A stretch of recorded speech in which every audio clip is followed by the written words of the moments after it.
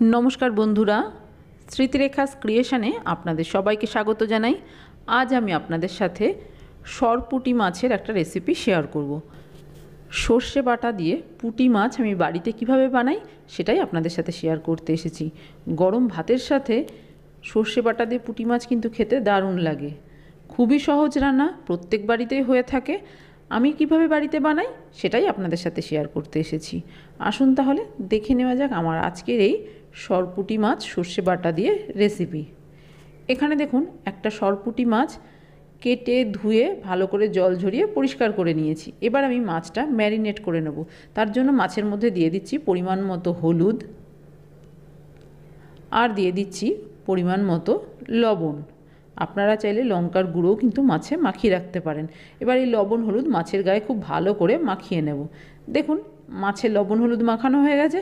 এইভাবেই 15 থেকে 20 মিনিট রেখে দেবো, তারপরে রান্না করব। ততক্ষণে আমি মাছের জন্য সর্ষে বেটে নেব। তার জন্য মিক্সির একটা জার নিয়েছি, জারের মধ্যে দিয়ে দিচ্ছি কালো সর্ষে 1 চামচ, হলুদ সর্ষেও দিয়ে দিচ্ছি 1 চামচ, আর দিয়ে দেব 1 চামচ পোস্ত দেওয়াটা কিন্তু অপশনাল, ইচ্ছে না হলে বাদ দিতে পারেন। এবার এই সব কিছু শুকনো অবস্থাতেই একটু ঘুরিয়ে পাউডার করে নেব। দেখুন সব কিছু শুকনো অবস্থায় ঘুরিয়ে একটু পাউডার করে নিয়েছি। এবার এর মধ্যে আমি দিয়ে দিচ্ছি কাঁচা লঙ্কা। ঝালটা অবশ্যই নিজেদের স্বাদ অনুযায়ী দেবেন। সামান্য একটু জল দিয়ে দেব, আর দিয়ে দেবো একটু লবণ আর কাঁচা লঙ্কা দিয়ে সর্ষে বাটলে সর্ষে বাটা কিন্তু তেতো হয় না। সর্ষে বেটে নিয়েছি। আপনারা চাইলে সর্ষে বাটা এইভাবেও রান্নায় ব্যবহার করতে পারেন, তবে আমি এভাবে রান্নায় ব্যবহার করি না। আমি একটু ছেঁকে নেব। ছেঁকে নেওয়াটা সম্পূর্ণ অপশনাল। এখানে আমি কালো এবং হলুদ 2 রকম সর্ষে ব্যবহার করেছি। আপনারা চাইলে যে কোনো এক রকম সর্ষেও ব্যবহার করতে পারেন। সর্ষে যদি ছেঁকে এইভাবে রান্নায় ব্যবহার করা হয় তাহলে কিন্তু গ্যাস অম্বল হওয়ার ভয়টা অনেকটাই কমে যায়। সর্ষে ছেঁকে নিয়েছি। এবার আমি রান্না শুরু করব। তার জন্য গ্যাসে একটা কড়াই বসিয়ে কড়াইটাকে খুব ভালো করে গরম করে নিয়ে এবার এর মধ্যে দিয়ে দিলাম সর্ষের তেল। তেলটাও ভালো করে কড়াইয়ের গায়ে লাগিয়ে নিয়েছি। তেল ভালো মতো গরম হয়ে গেছে। এবার আমি লবণ হলুদ মাখিয়ে রাখা মাছগুলো ভেজে নেব। একবারে সবকটা মাছ আমি দেব না, তাহলে মাছগুলো উল্টে পাল্টে ভাজতে একটু অসুবিধা হবে। সেই জন্য দুটো দুটো করে মাছ দিয়ে আমি ভেজে নিচ্ছি। দেখুন প্রথম ব্যাচে যে মাছগুলো আমি দিয়েছিলাম মাছগুলো কিন্তু ভাজা হয়ে গেছে। এর থেকে বেশি আর লাল করে আমি মাছ ভাজবো না, তাহলে মাছের স্বাদ নষ্ট হয়ে যাবে, খেতে একদমই ভালো লাগবে না।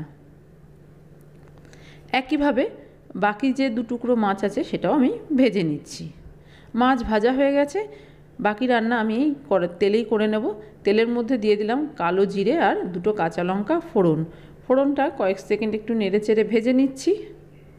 ফোড়ন ভাজা হয়ে গেছে। এবার এর মধ্যে আমি দিয়ে দিচ্ছি হলুদ পরিমাণ মতো, আর দিয়ে দিচ্ছি একটু লঙ্কা গুঁড়ো।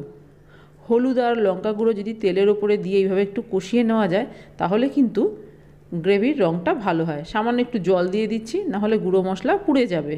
আপনারা চাইলে গুঁড়ো মশলাগুলো জলে গুলেও কিন্তু এই তেলের ওপরে দিয়ে কষিয়ে রান্নাটা করতে পারেন।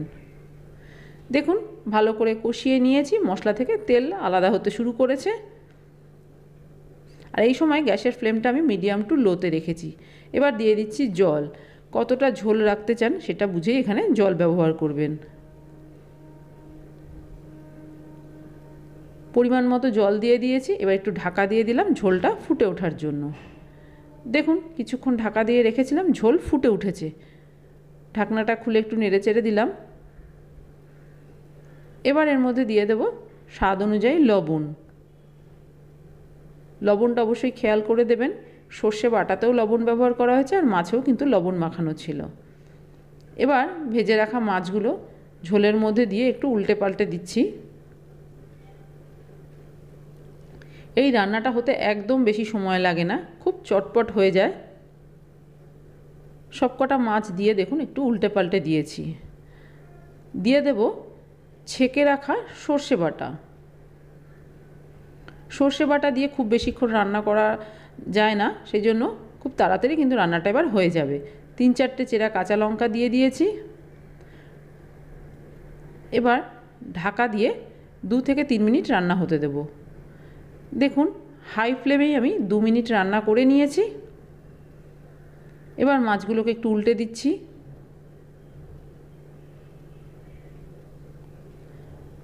আবারও কড়াইটা ঢাকা দিয়ে 1 মিনিট মতো রান্না হতে দেব।